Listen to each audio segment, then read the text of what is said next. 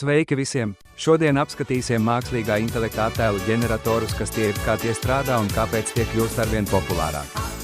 Mākslīgais intelekts strauji attīstās un jau šobrīd spēj radīt vizuālus mākslas darbus, kas pārsteidz ar savu kvalitāti.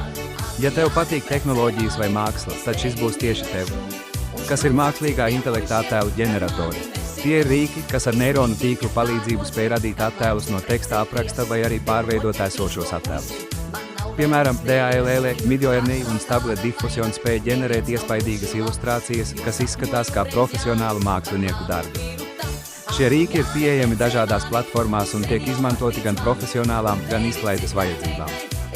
Kā tie strādā? Šie modeļi ir apmācīti uz miljoniem attēlu, lai saprastu krāsas, formas un stilus.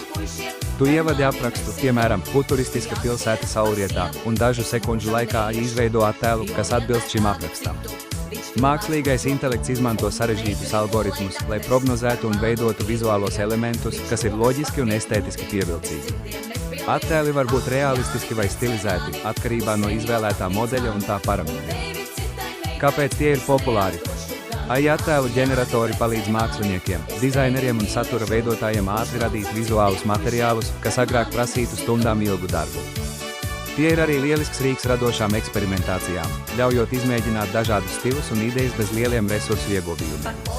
Turklāt šie rīki kļūst arvien pieejamāki un vieglāk lietojami, padarot digitālo mākslu pieejamu ikvienam.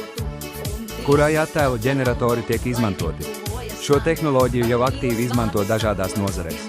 Piemēram, reklāmas aģentūras izmanto AI, lai ātri izveidotu plakātus un vizuālos materiālus, spēļu izstrādātāji, lai radītu konceptmākslu, bet filmu industrijā AI var palīdzēt ar scenogrāfijas un specefektu izstrādi.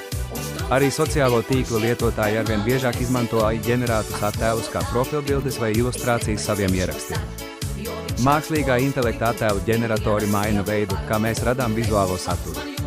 Šie rīki paver jaunas iespējas gan profesionāļiem, gan amatieriem, ļaujot ātri un efektīvi izveidot unikālus attēlus. Vai tu jau esi izmēģinājis kādu no tiem? Ieraksti komentāros savu pieredzi un neaizmirsti nospiest like un abonēt kanālu, lai nepalaistu garām jaunus interesantus video. Paldies, ka skatījies!